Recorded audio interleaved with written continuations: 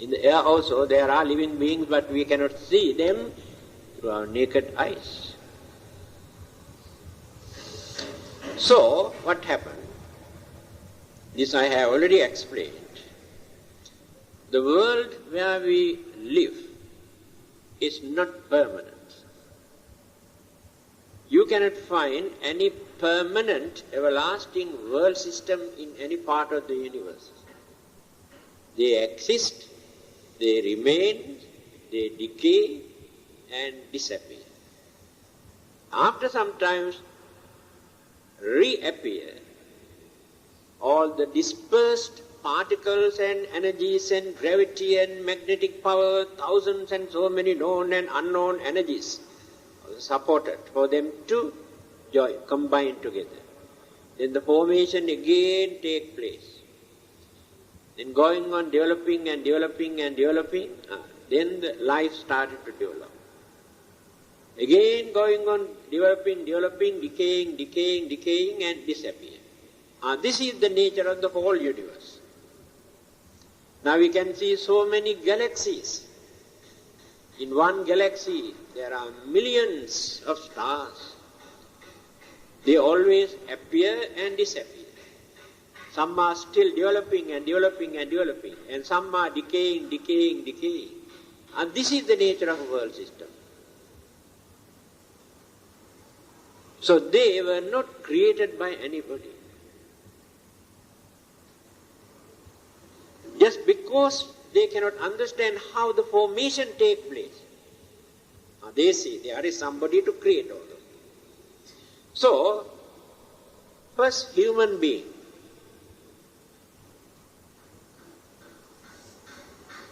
how they appeared.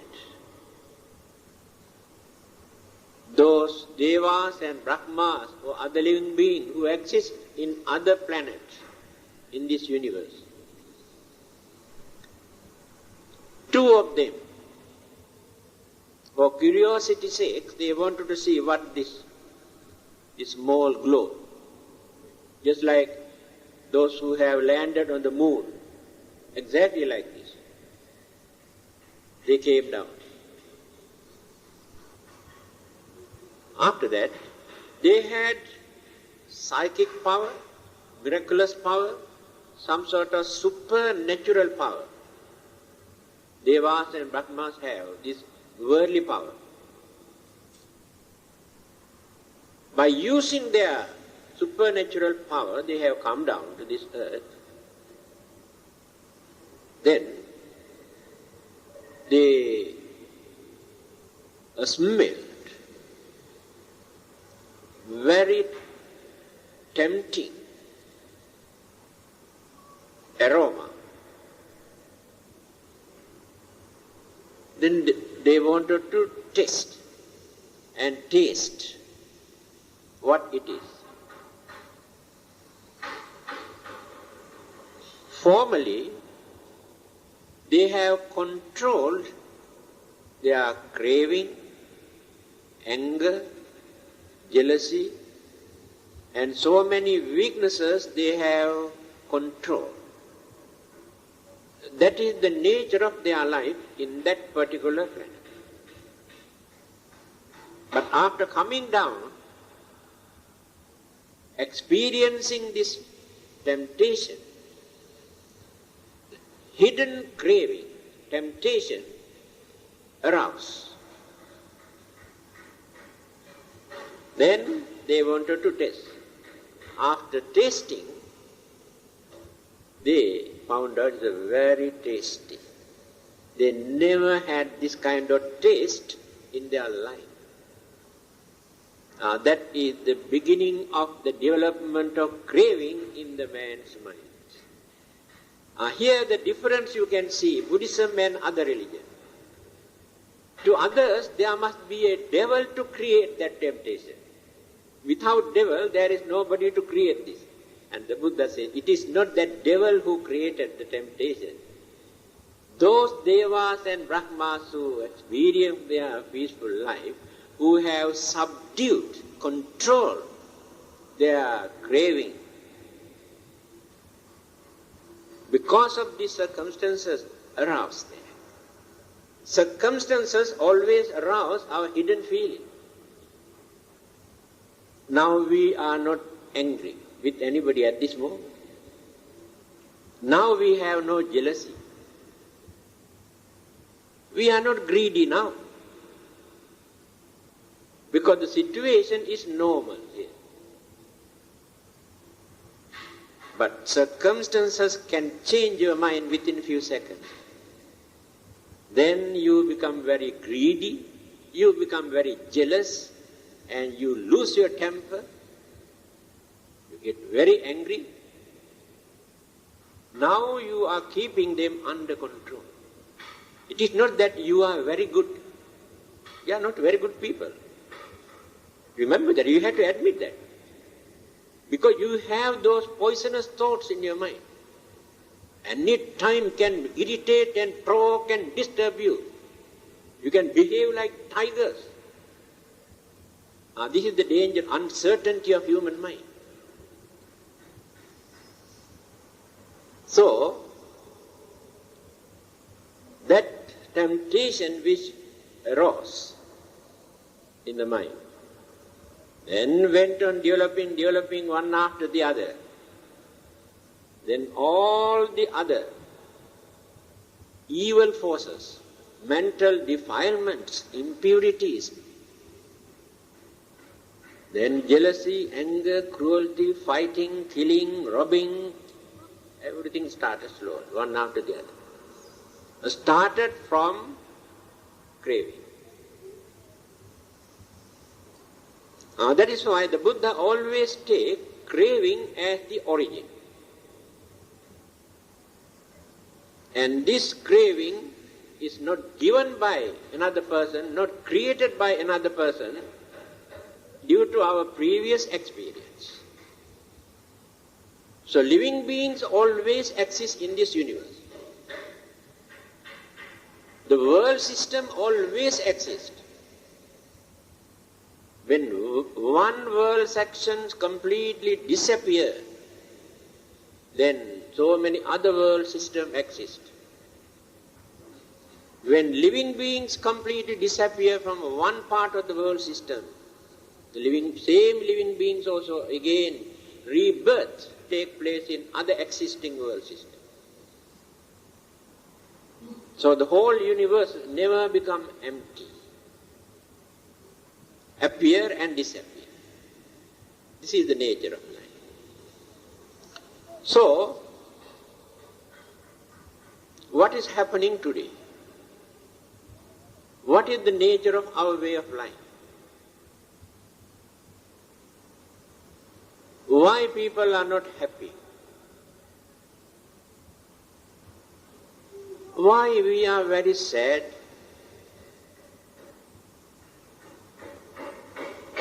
Why there is some sort of fear? What is the cause? We feel that our life also uncertain, no security. Whatever we earn by working so hard, there is no guarantee, there is no security. Any moment we lose what we have. See the situation? Why? But do you think all these disturbances come to us from devil or ghost? Have you ever seen any devil or ghost come and take away anything from your house?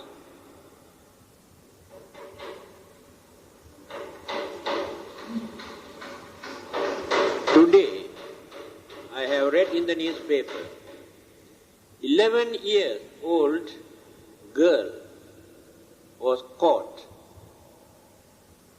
for robbing. Can you imagine? The way of life of girls. Now, girls, gangsters are spreading. Drug addicts and gangsters, girls, they carry knife and pistol also. Have you heard this kind of thing about 50 to 100 years ago? Girls behave like this. Girls were born to this world to fulfill a mission. What is their mission? With motherly feeling, tender heart and body, so soft, to carry babies, to attend to babies. That is the first duty of a woman. Otherwise, no point of appearing in this world, their appearance. They have not born to this world to carry guns and fight in the battlefield. And what is happening today? Women are in the battlefield by carrying machine guns. What sort of motherly hearts they have to use this machine gun to kill other human beings? See how far we have polluted and spoiled women to be so cruel. This is the nature of the world today. Of course, world means human being. The main cause of all these problems is neither God or devil or anybody, our own craving. Craving is the main cause. Craving creates selfishness. That selfishness creates discrimination, hostility, then ill-treat, disturb. Craving is the main cause. So if we are facing so many problems today, the main cause of all our problems is human craving. The craving that maintained by the human beings. Animals also have this craving, but their craving is only for their survival or little bit of pleasure. They never go beyond that. But we think we are cultured, civilized, religious, educated. But when we analyze unbiasedly, compare with animals' way of life, actually we are worse than animals. Animals are not cunning. They are very honest.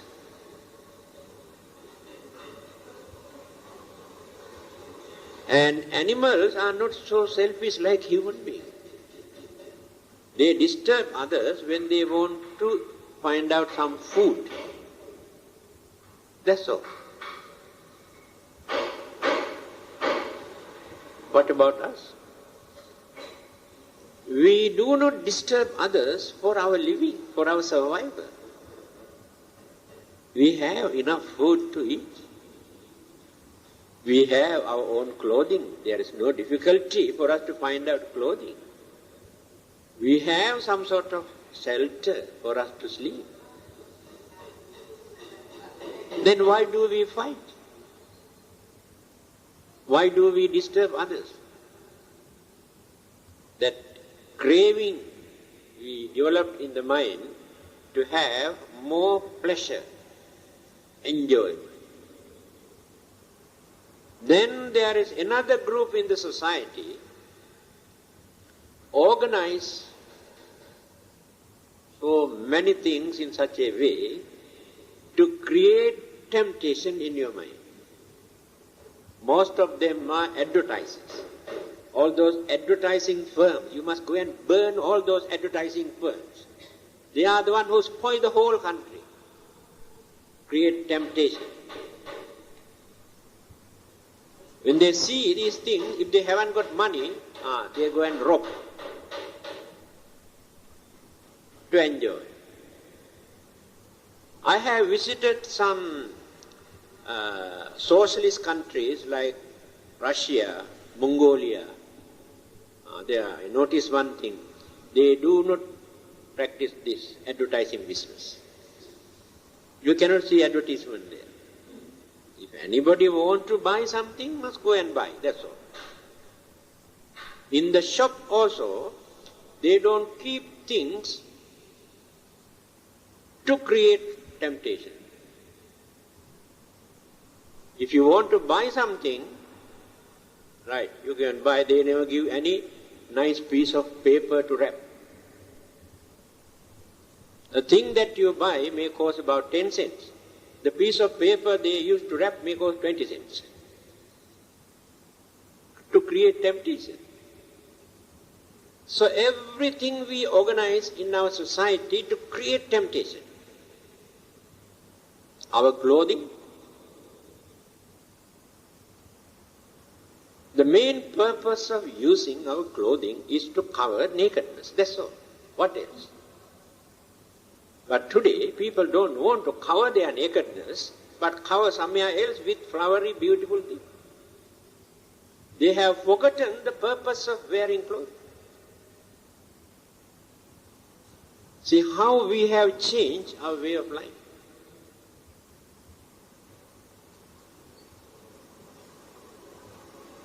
Now you can understand why the Buddha says craving is the main cause of all our problems and worries. Don't blame devils or charms and black magic.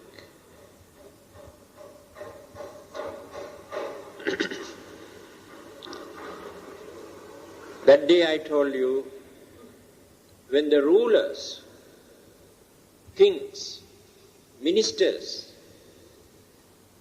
officials in the government, various departments, when they are righteous, kind and understanding, dutiful, then the subject rank the file. All the others also follow their masters and the rulers. When you study human history, we can understand this. When they are corrupted, the rulers and the ministers and all the others, up to the last one, office boy, then the whole country follow that cunning, selfish and wrong attitude. Then who is going to correct? Nobody. One blame the other.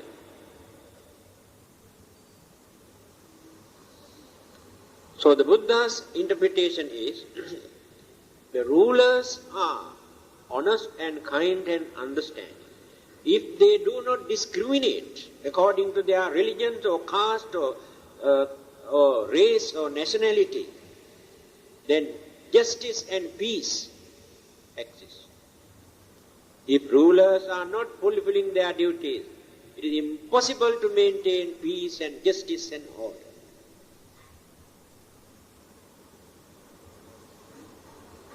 This is one of the reasons why deterioration, declining started. In every country,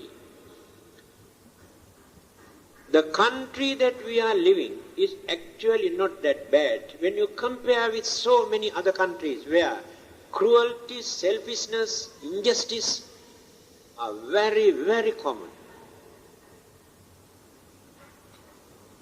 We have minor incident here which we cannot satisfy.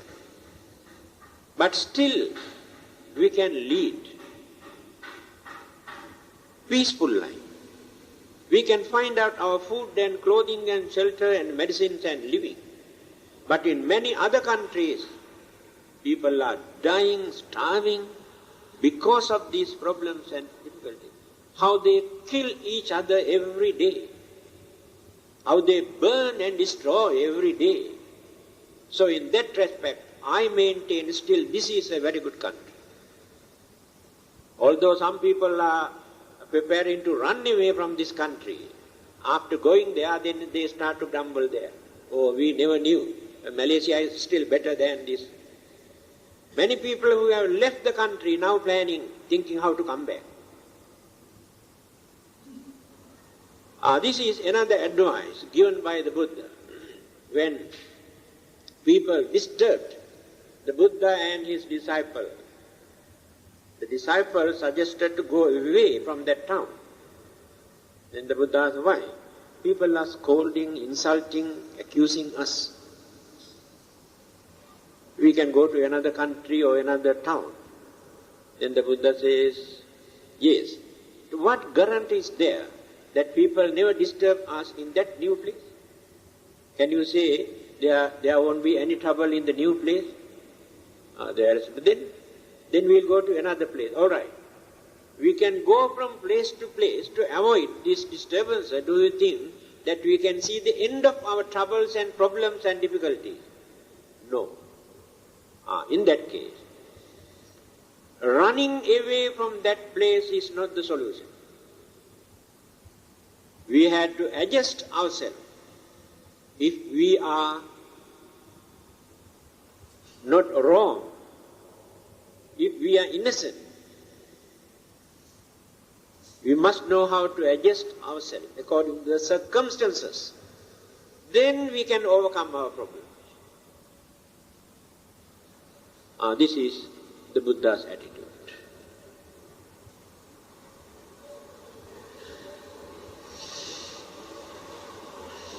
Later,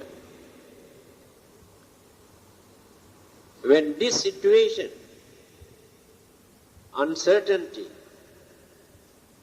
honesty is no more in the mind,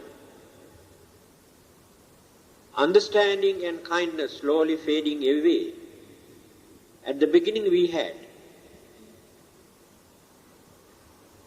In his teaching, the Buddha says, Pabhassaramidam bhikkhave chittam tanchako agantuke upakkilesehi upakkilitta.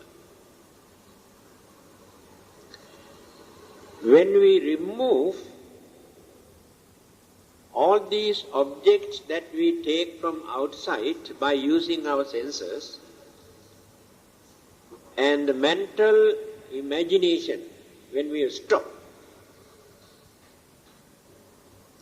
our mind becomes very pure, very luminous force.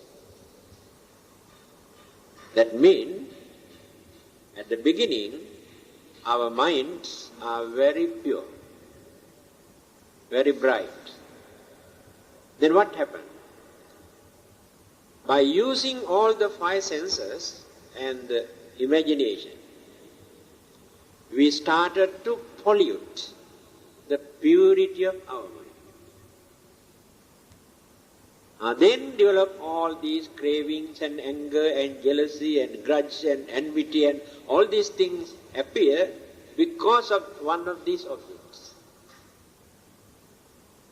Eyes bring certain object, ears bring certain object, nose, mouth, body, some other object. If not, mind itself bring object. Then disturb the purity of the mind. So meditation means the dirt that we have accumulated in the mind for a long period, trying to cleanse the mind, wipe out these dirts from the mind. But it will take a long time for us to clean. It's completely dirty, the mind. That is why it is very difficult. So when the dirts were removed from the mind, that mental energy became a very strong, very dynamic force.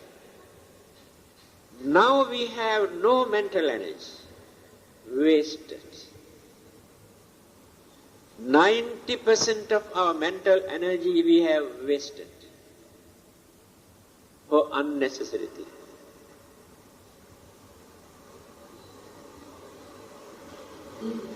So when we remove those dirts, again you can see the brightness. For you to understand easily, I can give an example. when the gold is mixed up with certain other metals, any kind of metals, you cannot see the brightness.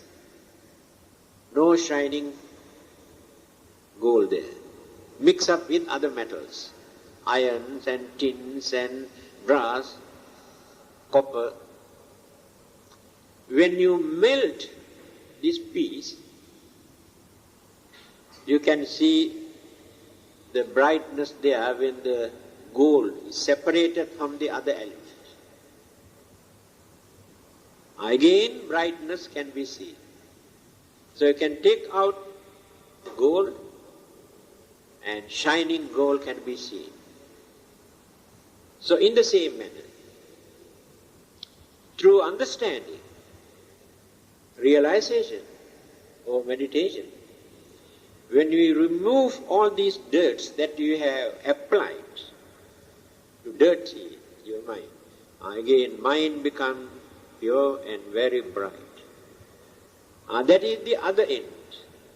Attainment of sainthood, arahanthood or the Buddhahood, that means complete purifications of that mind, just like piece of gold that we have separated from the other metals. It is not impossible, but we are used to this way of life, to mix up with so many other things. That is why we experience a lot of bad or bitter taste in our life. So if you are not happy, the main cause of our unhappiness is our own craving.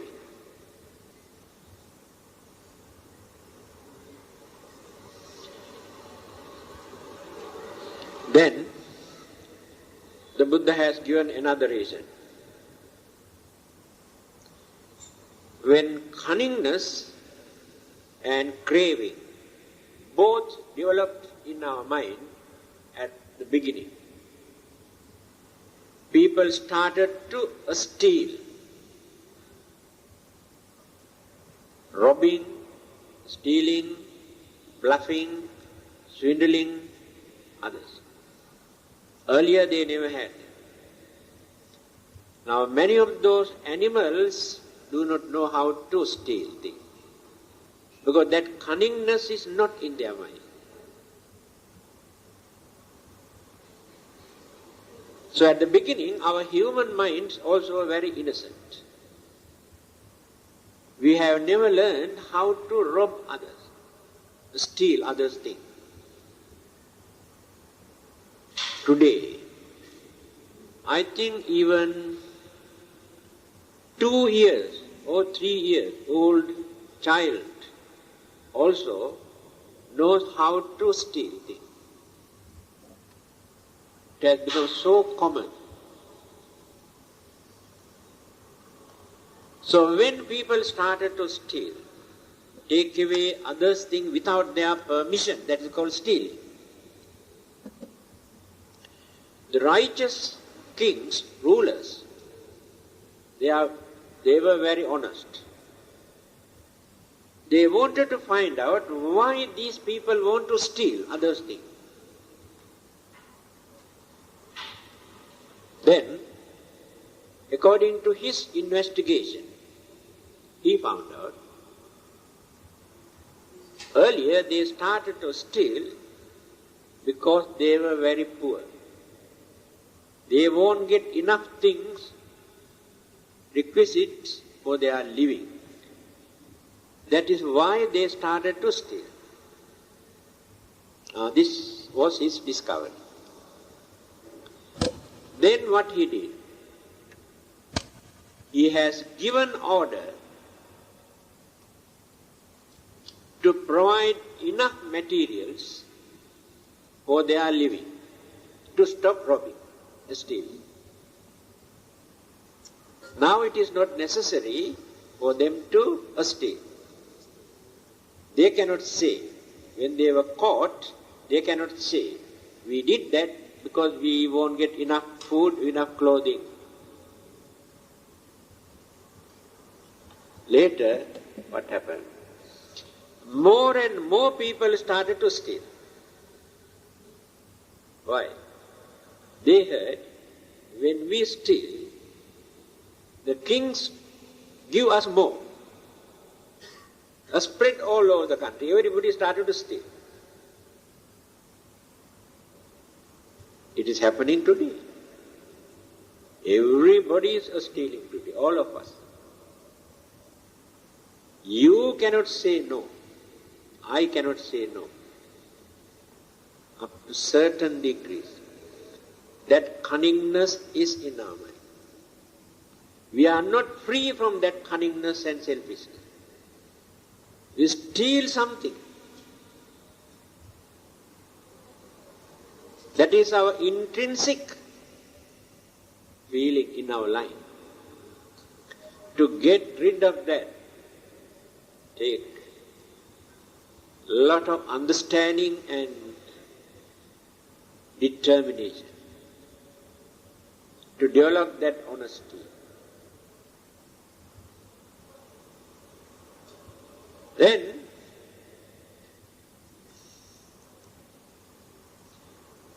after realizing this, that his method is wrong, the king wanted to change his attitude.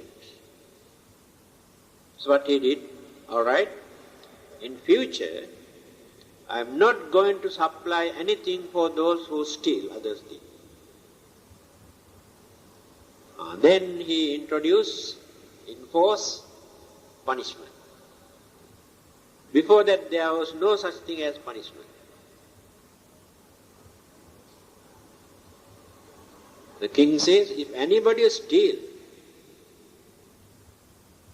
cut his hand, cut his neck.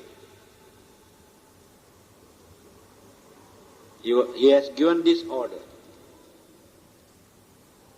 When he gave this order, what happened? Those who wanted to steal also developed and produced weapons for their protection. Formerly they never used any weapon, either knife or dagger or guns or sword, nothing. Because of that order, when others come to catch them, they attack them. So for their protection, they have discovered and prepared weapons. Today, in certain countries, I heard that each and every person is entitled to carry a pistol. But a country like Malaysia, it's very hard to get permit to keep a pistol or gun for your protection. But some other countries, just like, it's very common. Everybody is keeping it. And when they wanted to rob somebody on the way, some of them do not threaten. First, he shoots the man. After shooting, try to find out whether got anything, whether money or any valuable thing. But here in this country, people never shoot at the beginning, isn't it? They must use the dagger at the beginning.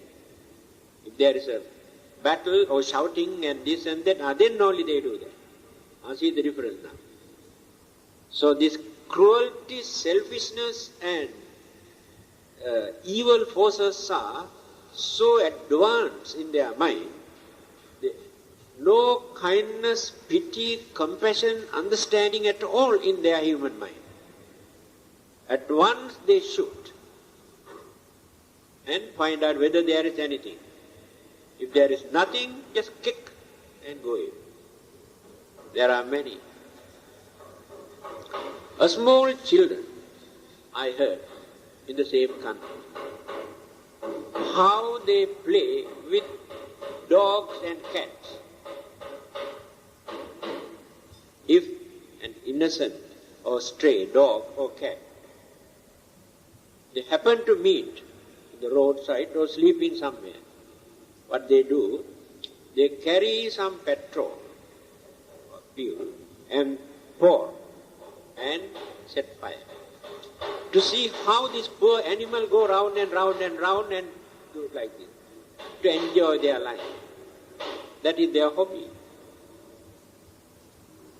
So that humane feeling, human qualities, human virtues are completely gone, no more in that human mind.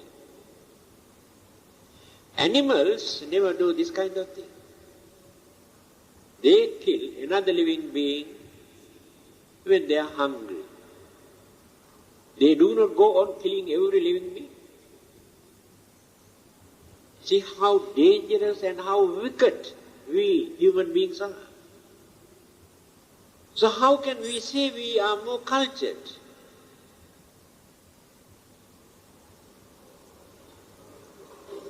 The knowledge and education that we had, we abused and misused to satisfy our selfishness.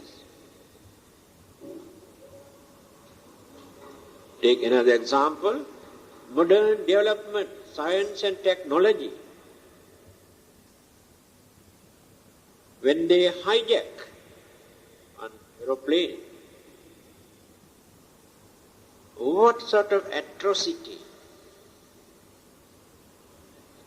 and cruelty that they harbor in their mind to kill those innocent passengers and torture them. They are innocent people, children, women. For what purpose? Can you imagine that they are human beings?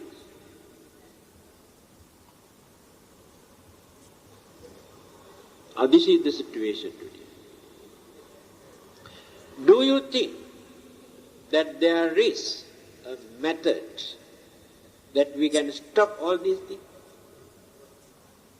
Impossible. No one can stop. In time to come, say another 50 years or 100 years time, you can see. Human beings may kneel down and worship animals, saying they are more holy, they are more virtuous. But these human beings are so cruel and wicked and dangerous and unreliable. This situation. Well, we say we were created by God, and we pray to God asking to correct us, to adjust one or two screw here. No answer.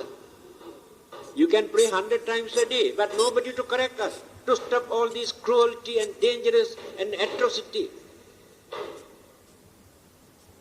The more they pray, after praying they go and torture and slaughter and develop more enmity, jealousy, anger towards others.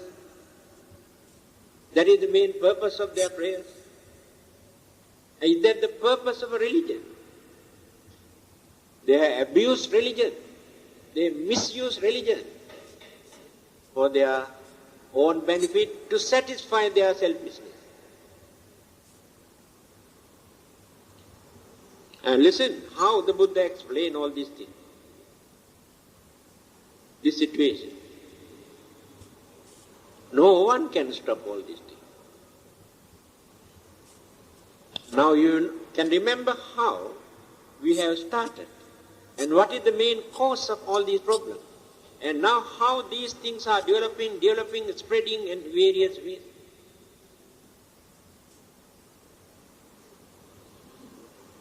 Now robbers, thieves have discovered dangerous weapons for their own protection. You can see every time, every day when you read the newspaper, when they attack jewelry shop, banks and various other places, how they shoot others, and how police and security guard kill them, and how they kill security guard. Where is the cause? Craving.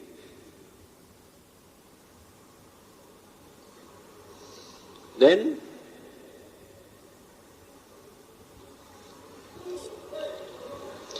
by using force,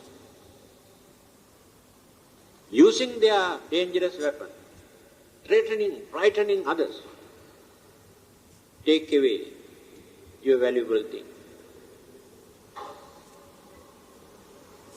Yesterday, our old man who is in the temple went to railway station to buy a ticket for a monk. When he was waiting for a bus, two people came and asked something, or cock and bull story, and one person suddenly, he had a gold chain, he suddenly, and they were finished. Old man, lucky he did not die. No one can escape. Human beings. So they use these weapons. It is very common to take away others' things by force.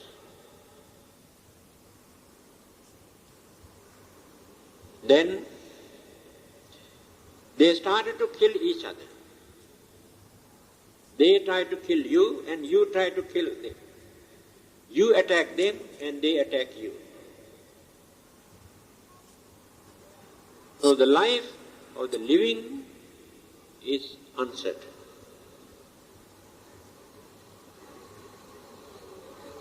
On the way also, there is no guarantee that you are completely saved.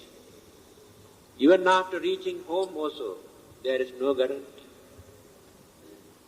You have so many doors, iron gate, padlock.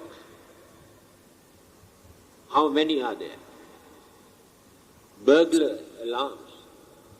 And certain houses, television also at the gate to see who is near the gate. You can see here inside your house. Why? See whether the devils are trying to enter into the house. All these are the acts of human beings. Then, why other living beings are not that clever like us? They are not very clever. Two things are missing in them. We are very advanced in that respect.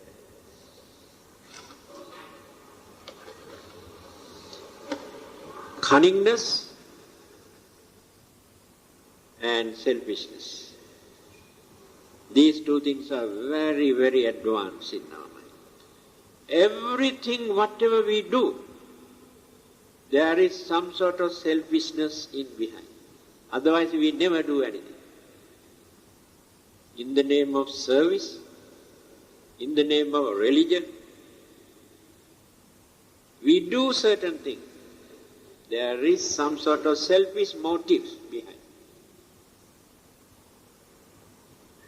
Then adopt some sort of cunning method which others cannot understand. This cunningness you cannot find in other living beings. More powerful devas, brahmas, maharas, and other living beings, they do not know what is cunningness. There is no such thing in their mind. They are very honest. Then what is this cunningness? Let us define. It's very interesting. How did we get this cunningness or crookedness? Who taught us? Given by God or devil? Why we cannot trust each other? Can I trust you? Can you trust me? But we pretend we are very good We are religious, we are cultured, but no one can understand what is inside our mind, what is the motive. Because others know how to block you. You become their victim. Then what do? Later, you also adapt their attitude. You also become very cunning, very selfish. This is the uncertainty of our life. Although we try to be good, others come and spoil us. If our minds are not strong enough to face the challenges, very easily we will become their victims and we follow them.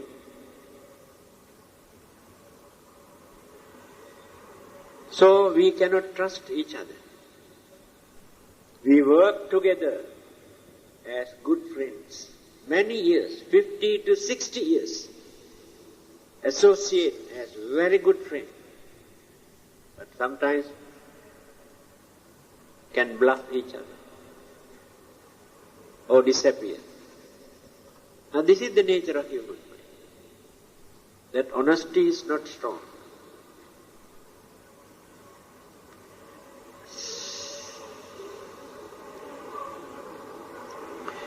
Then, because of this attitude, this is another turning point. First we develop craving, craving develops selfishness, selfishness develops anger and disturb others, attack each other. When this human mind is polluted up to that extent,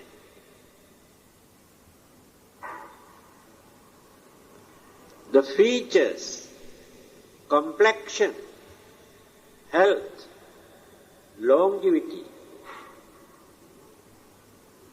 serenity started to fade away. It is true. Before we develop all these evil forces in our mind, we had good complexion, features, and serenity, and what you call very appealing to our appearance to each other. When we look at the face, we can understand up to a certain extent the nature of the mind. The face is the mirror for us to see the reflection of the mind. There is an indication given in one of the Sanskrit book. He says, Akarai ingitai gatya chestaya bhasanena cha netra vaktra vikarena laksate antargatang mana. How to see the nature of the mind? By watching the face, can understand who this person is. The way how this person moves, go here and there, and how he handles things, and watch carefully. Then ingita, the way how he uses his eyes, lips, hands. Watch carefully how he look at things. Watch very carefully. Indicate the nature of the mind, what this person is up to. Akarai ingitaya. Then bhasane nature, how he talk, what he talk, what sort of word he use, tone. Observe very carefully how he talk. the way of talking, when you observe, you can see a lot of differences.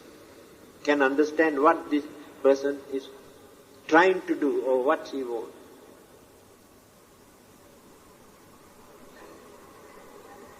Then, how he walk. Watch very carefully.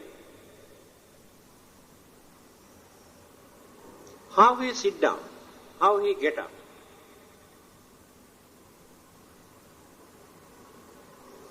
You see, some people are very impatient, some are very calm. Indicate the nature of the mind. By watching all these things, then you can guess. Oh, this person is like this, he is up to this, he is planning to do this, he needs this. Even then, not accurate. Not accurate. Still cannot understand the real nature of the human being. Because mind is going on changing very rapidly, human mind. We can change our mind at any time. That is why we cannot trust. Today you decide not to do certain things. You promise.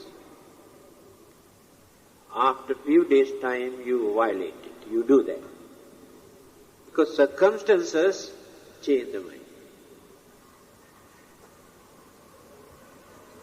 Uncertainty of our mind.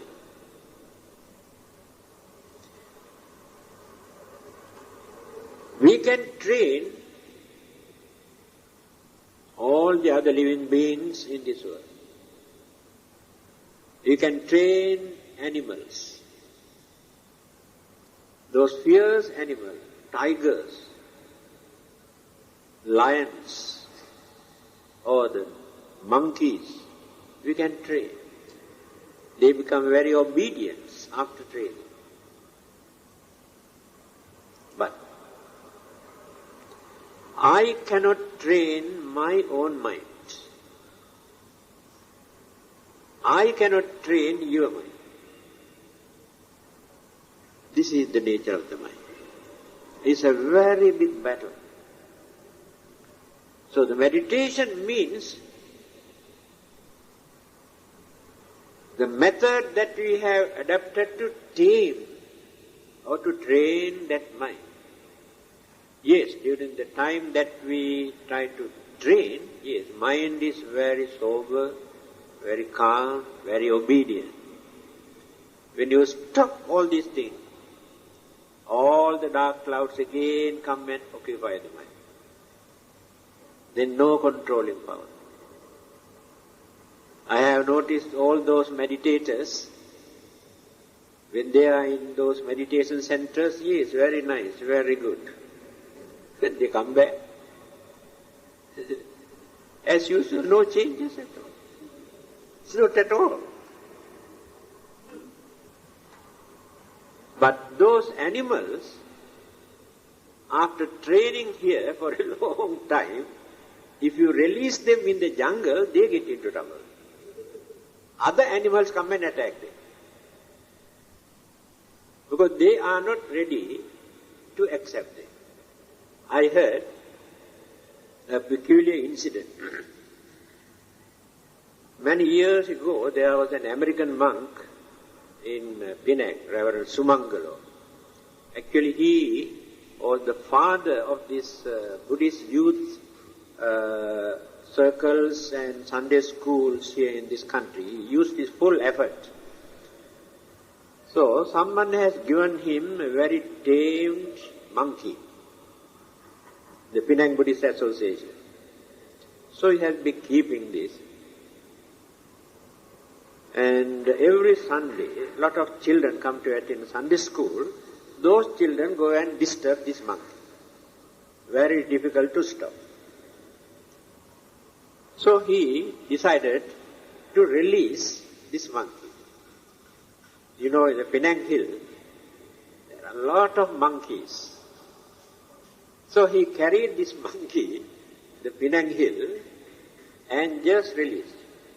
He told me, within few minutes, one big gang of other monkeys come and tore this monkey into pieces, could not find out even a single bones of this monkey, all disappeared. Tear into pieces. Why? Monkeys knew this monkey is associated with human beings. Human beings are the most dangerous living beings. This monkey has learned all the human monkey tricks. So they are not ready to accept this monkey and killed on the spot. They never accept. Any living being associated with human being, others never accept. See how dangerous we are. Animals also never trust us.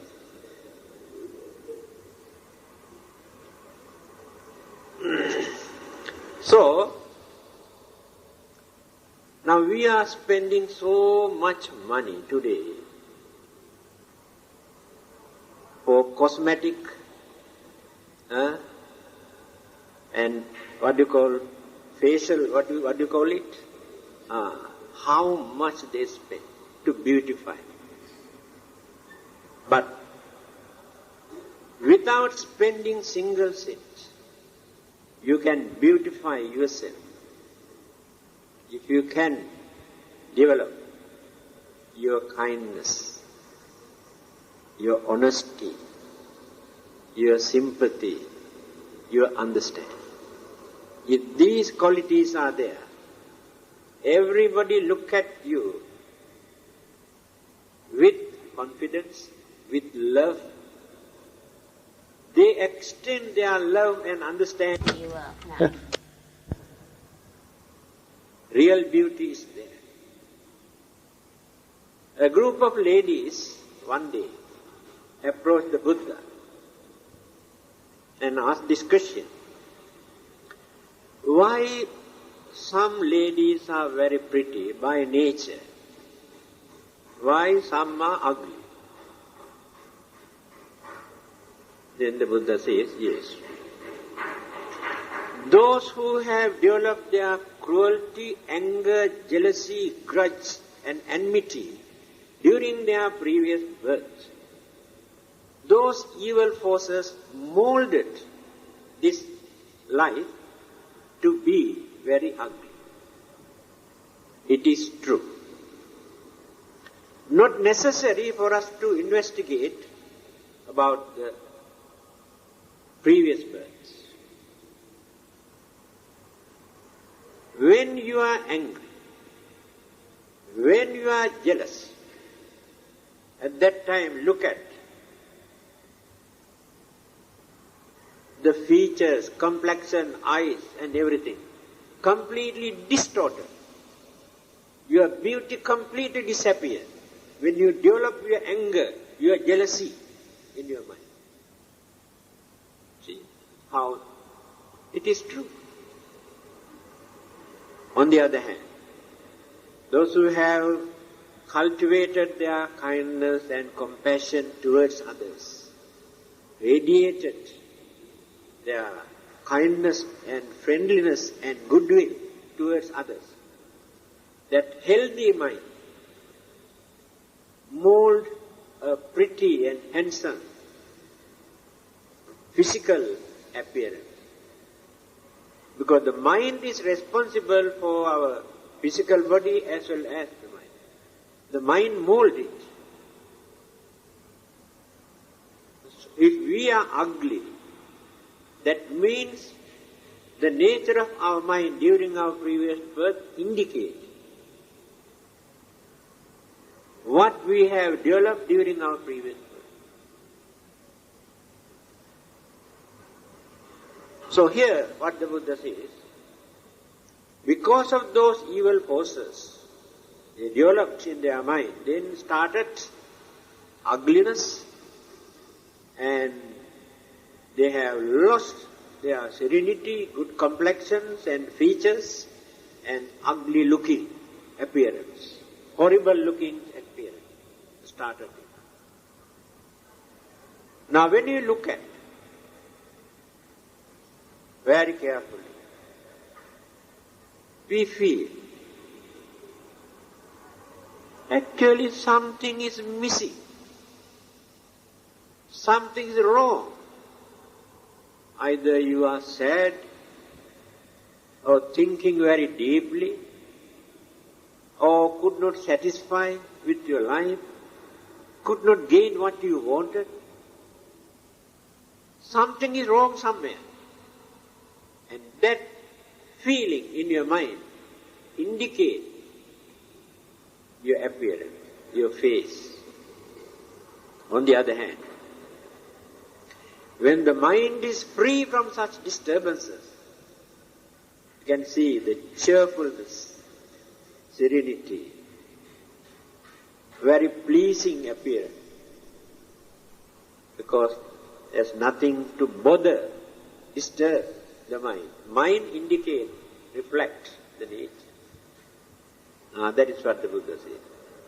Immoral, evil, wicked practices are the causes of ugliness of our appearance. And continue. So today I have explained up to number 8. There are 31 points here the Buddha has given. How these things slowly start to deteriorate. Then again, how started to develop up to the maximum level. This is the nature of our ups and downs, ups and downs. Forever it is like that. No one can stop this. But those who can understand this situation, through their understanding, try to apply the brake to stop certain evil and wicked and harmful things. But others cannot apply the brake until they get into trouble. Remember, number 8 completed, because next Friday I won't be able to remember the number. So, number 8 completed. So next Friday we start from number 9. The name of this discourse is Maha Sihanada Sutra, the Buddha's lion's roar, in Digha Nikaya, Sutra Pitaka. Okay, 9:30. Sorry.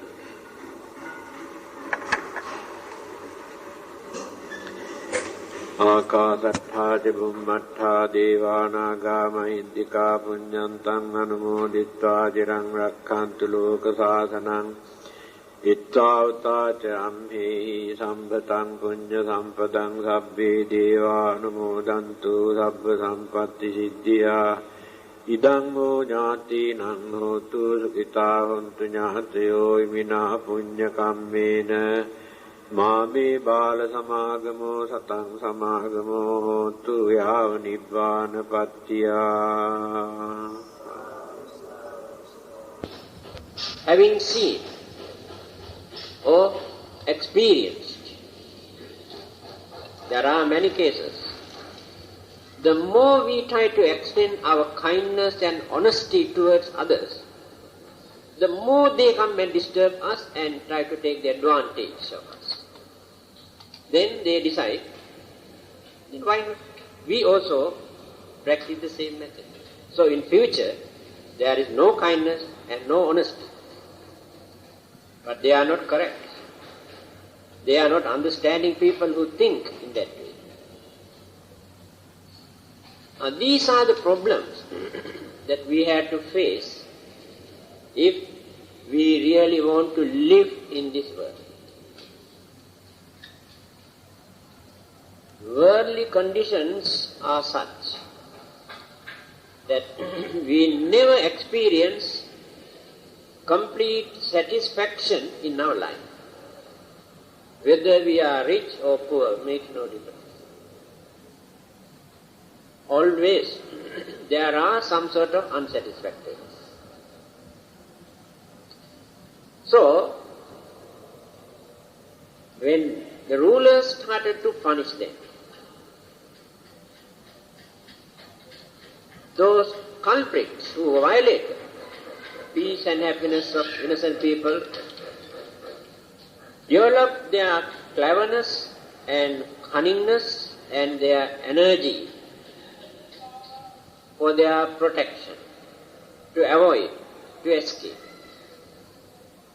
And they try to find out loopholes to escape from the punishment.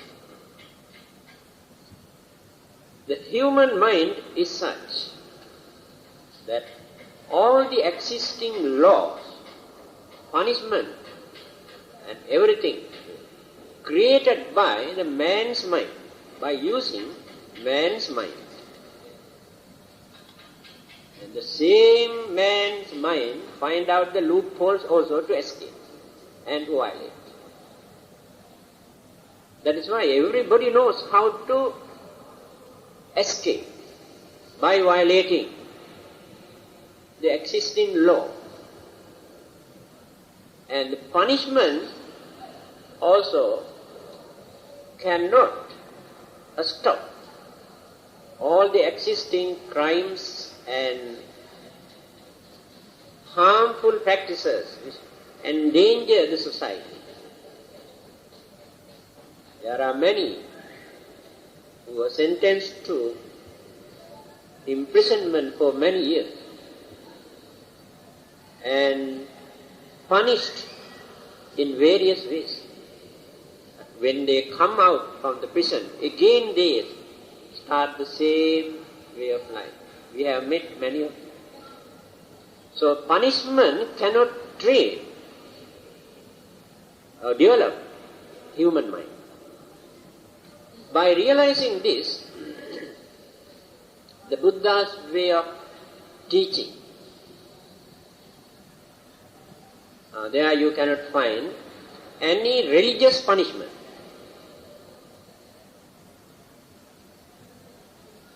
Either beating or cutting or shooting or torturing the physical body. Buddhism never agreed with this method. The Buddha's idea is physical body is not responsible for our mistake. Then why do we torture the physical body?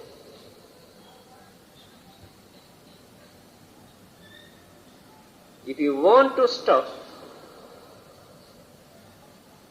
all those dangerous, immoral and harmful activities, what we have to do? First we must study the character or the behavior or the temperament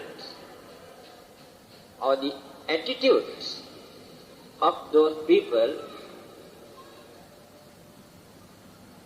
and find out why they want to violate. For what purpose? Is it for fun or due to the poverty or to take revenge? If not due to their ignorance, or is it their habits or way of life? Find out the reason. So during the 45 years of the Buddha's life, when you study the whole lifetime, how he spent by approaching such people, when he come to know that there are some people who violate the peace and who disturb innocent people and who are very cruel, he goes there and talk to this person or this group, because he can understand where the mistakes in their mind. Why do they want to make such mistakes? So by realizing this, he directly preaches, gives some advice that which appeal to their mind. Then they change their life. When you take few examples can understand this very clearly. All of you know Angulimala, murderer, gangster, terrorist, who had killed more than 1,000 human beings. Even the king also did not approach him scared. He could not stop his terrorism. So by realizing this situation, the Buddha went to see him in the jungle. But he knew, simply by preaching at once, it is difficult for him to train this young man. He had more than few hundred techniques of preaching. That is very important. How he approached and what sort of technique he has adapted to preach or to enlighten individual cases. Not the same method. In certain places he stood like giant. In certain places he obeyed like a small child by knowing the mentality. And certain cases he allowed people to abuse and accuse and insult him by using all the available words in their vocabulary. He was listening patiently, allowed them to express their views. Now then he started. There are very interesting hundreds of cases. So this young man, Angulimala, he wanted to kill the Buddha, to complete his vow. Last person. So he was very happy when he saw the Buddha, another human being is coming. He never knew that this is a great religious teacher. So he wanted to catch him. Then started to run by holding his sword. The Buddha walked in normal way without running. He did not run. He walked as usual.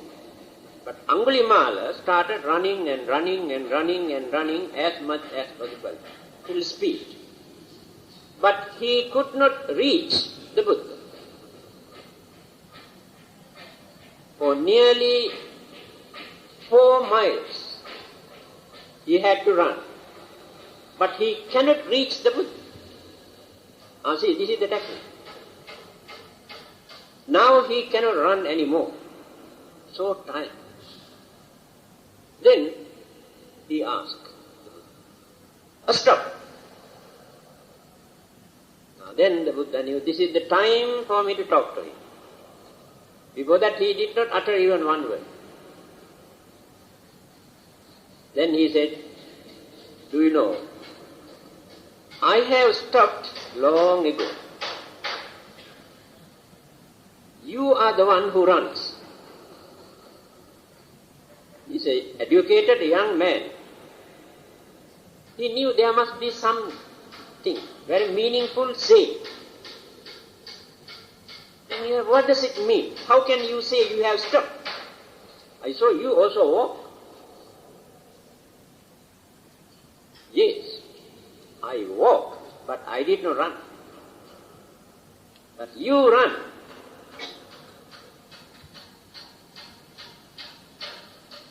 Then he asked, what is the reason that I could not catch you? Because you run. If you stop your running, then you can catch me. By running you cannot catch me. He cannot understand. Then he explained, I told you, I have stopped long ago. Violating, disturbing, torturing these others. I have stopped long ago. I told you, you are running. That means you kill innocent people. And because of this, you have to run such a long period within this wheel of life by suffering. Do you know that? So at once he realized his mistake. He admitted. So he threw away his sword and asked, "Can I follow you?" Yes, why not? He followed the Buddha. Same day he was ordained as a monk. Number one murderer, gangster, terrorist who terrorized the whole country, the whole area. Within one day became a holy man. See how he could manage to change the way of life of a murderer. No punishment there. So punishment is not the solution. Now let us take another incident. Alavaka, supposed to be a devil, cannibal, who lived on human flesh. Yes. Killed so many human beings and enjoyed their flesh and blood. By knowing this, the Buddha approached this person.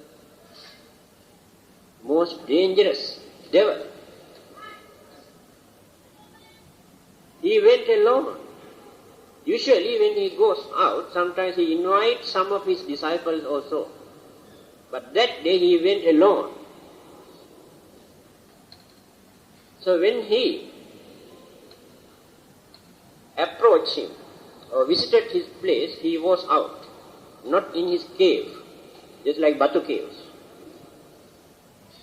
So he went inside the cave and down in the same place on his seat.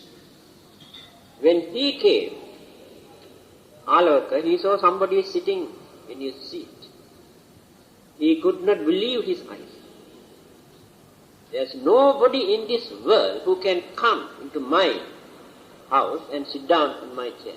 Who is this man? Then he thought, instead of killing him at once, better to torture him. After torturing, I can kill him. Just like a cat, after catching a rat, doesn't kill at once. Allow that rat to run a little bit, again go and catch and play again, allow that. That is the way how the cat enjoys. So Alavaka also wanted to do the same thing with the Buddha. What he did, he came and threatened the Buddha. He said, "Get up." The Buddha obeyed him, listened to him. He got up. He got up. Then he said, "Get up." He slowly walked out, the Buddha. And he went up to the door. Again he said, "Come here." Again he came. "Sit down." Again he sat down. He said, "Get up." Again he got up. "Get out." Again he went up. 3 times he has done this.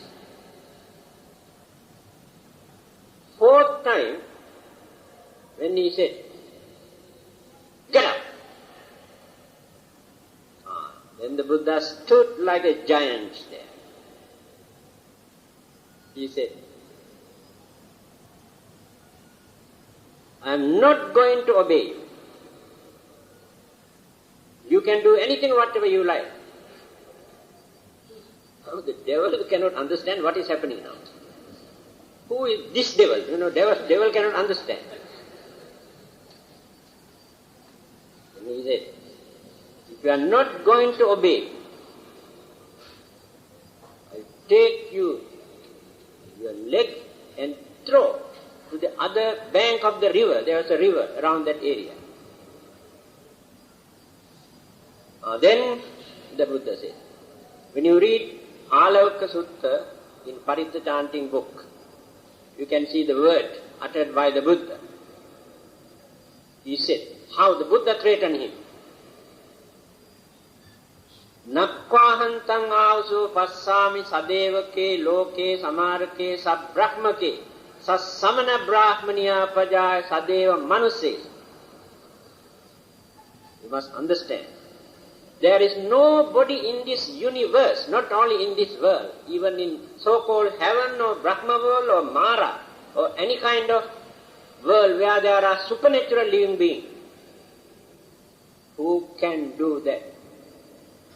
Who can torture me like that? Try and see. Now, Alavaka could not understand what to do. He got frightened. Then he changed his attitude. He said, all right. Now I am going to ask some questions. You could not answer my question. He said, I am going to split your heart and kill you on the spot. Then the Buddha said again, don't talk too much. Don't waste your time. If you have any questions, you can ask. Then he started a series of questions, very meaningful ones. In Alavaka Sutta you can see, Kinsuda vittang purisassa settang Kingsu sucinno sukhamavahati Kingsu have sadhu tarang rasanang Kathang jiving jivitamahu settang. There are four here, four questions. Now the first question, Kinsu the vittang purisassa settang. What is the highest, most valuable wealth for human beings? Diamond, isn't it? Gold or diamond or money, what is the most valuable wealth for the mankind, no human being? And the Buddha gave the answer only for that one. Saddhi vittang purisassa settang. Saddha, faith, confidence is the highest wealth for the mankind. It is true. Whatever you do in your life, whether your marriage, married life, business, or religious practices, or any other thing, if you do that without confidence, it will become a failure. You had to cultivate full confidence in your work. That is what the Buddha says, Saddhi the vittang purisassa settang. The highest wealth for the man is saddha. Saddha means confidence. Usually people cannot understand the deep meaning of the sayings of the Buddha. We measure his sayings in worldly way. That is why we cannot catch the real meaning. So he answered all the questions. In the end, what happened? He had to kneel down in front of the Buddha and say, I am the most fortunate person today. With compassion towards me, you have visited my place. I am benefited. I was in the dark. Now I realize the truth. Forever I follow you as my master, my teacher. He became a very devout Buddhist. And how he trained that cannibal? Without torturing, without any religious punishment, by knowing what this person needs and where the mistake is. All the others, when they talk about their religion, they say punishments and torturing and cutting and shooting and God punished them. Why it is necessary to punish? What is the difficulty for God to correct us? This is my argument. Why does God want to wait until we die to punish us? What is the difficulty for Him to stop when we make mistake, when we violate others, when we disturb others? He cannot do that. Then how do we know that He has really saved us? What have you got to prove? This is the Buddha's message. We can correct it if we know the method. So punishing them, we cannot correct them. They keep quiet because of fear, but no changes in the mind. But whenever chances arise, again they commit the same mistake. No development, no understanding. So the Buddhist method is to cultivate the mind. Make them to understand their own mistake. Don't create fear in their mind to avoid the mistake. When that fear is no more in that mind, again they make the same mistake. People cannot understand this.